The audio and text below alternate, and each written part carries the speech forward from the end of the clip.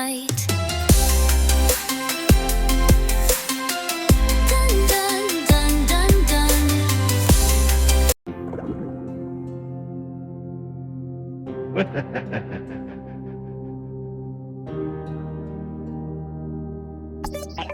Got it. Multiple ecological sensors are going nuts along the Metropolis River, just north of the city. The pH levels, they're like the river's sourness scale, and right now they're super low.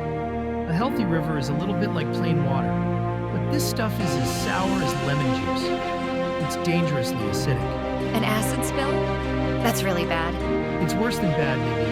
An acid this strong doesn't just harm fish. It's like it eats all the good nutrients out of the water, leaving nothing for the plants and animals. If that junk reaches the Clearwater Reservoir, the city's entire water supply will be contaminated. And based on the river's current, it'll be there in less than 2 hours. It has to be Dr. Toxic. Not on our watch. Cardi, give us a plan. Lila, what's that goo made of? I'm ready to build whatever we need.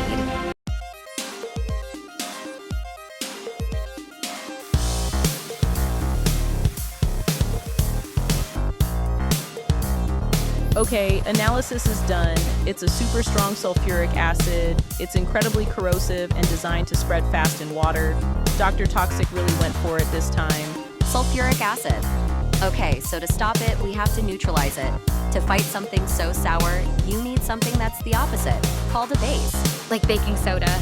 We could build a dispenser to dump a ton of it in. Baking soda is a pretty weak base. With how much of this stuff there is, it would be like trying to stop a tidal wave with a bucket. We'd need a literal mountain of baking soda, and the reaction would be way too slow. We need something stronger. And it has to be safe for the environment. We can't solve one pollution problem by creating another. What about calcium carbonate? Limestone. It's a stronger base, but it's a natural compound. When it mixes with the acid, they basically cancel each other out, leaving behind harmless stuff like chalk, water, and a few fizzy burps of gas. The best part? If we happen to use too much, the extra limestone is harmless. It'll just settle on the riverbed.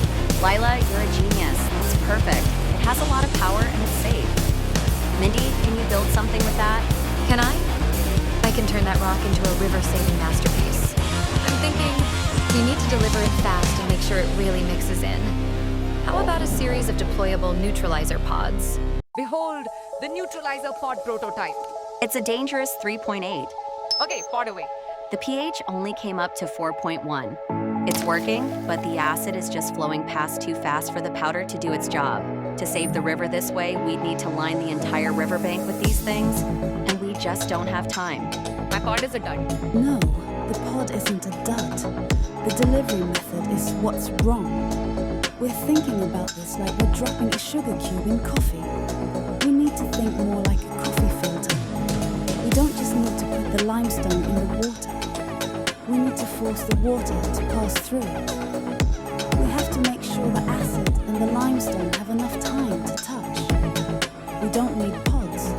We need a filter. A giant, deployable, acid-zapping filter. Okay, I'm picturing a huge expandable mesh, like a giant net we can stretch right across the river. But the net itself is the neutralizer.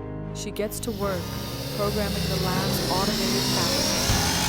Giant spools of a special, super strong, but earth-friendly string feed into the machine. As the machine weaves the massive net, another system sprays adhesive and coats every single fiber with a thick layer of powdered calcium carbonate. The location has to be perfect.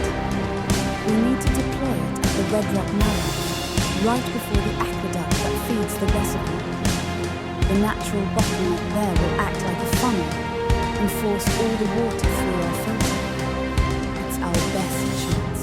I can get real-time pH readings downstream from the filter. We'll know immediately if it's working. Fabricated chimes. The huge, dense white net, now folded into a compact cube, is finished. They use a small lab crane to load it onto their deployment vehicle, the STEM Strike. Time to go save the city. Super STEM girls, come to admire my work. Soon, this entire city will be drinking my acidic cocktail, a true testament to my genius. It's over, Toxic. Your plan is about to be neutralized. Not so fast. Have a taste of your own medicine. My slime cannon will slow you down. Lila, I need a diversion. Now, Mindy. Because with science, teamwork, and courage, the Super STEM girls always find a solution. The end.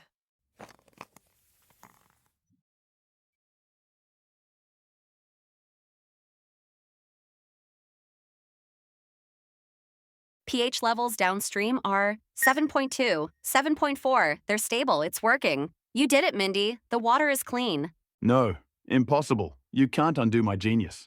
You haven't seen the last of me, STEM girls. It just goes to show you, with a little teamwork and a lot of science, even the biggest, most toxic problems have a solution. We built our filter in less than an hour, and the science behind it is actually pretty cool. If you want a step-by-step breakdown of how we designed our rapid deployment neutralization filter, we put together a bonus video for you. Just check out the link in the description below. So the whole problem was that Dr. Toxic's sludge was a strong acid.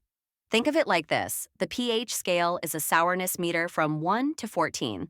Pure water is a 7, right in the middle. Dr. Toxic's goo was a 4, which is super sour and dangerous for the river, like a big puddle of lemon juice that can stop fish eggs from hatching.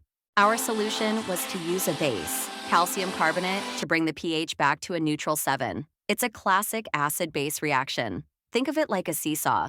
The acid pushed one side way down, so we added the base to the other side to balance it out perfectly. What's left over is totally harmless. And the real secret to making it work so fast was giving the limestone tons of space to work. Remember the coffee filter? By coating every single fiber of this huge net, we created a giant surface for the reaction to happen on. It forced every single drop of polluted water to touch our neutralizer, cleaning it in an instant. It wasn't just about having the right chemical, but having the right design to use it. Well, girls, looks like there's more science to do.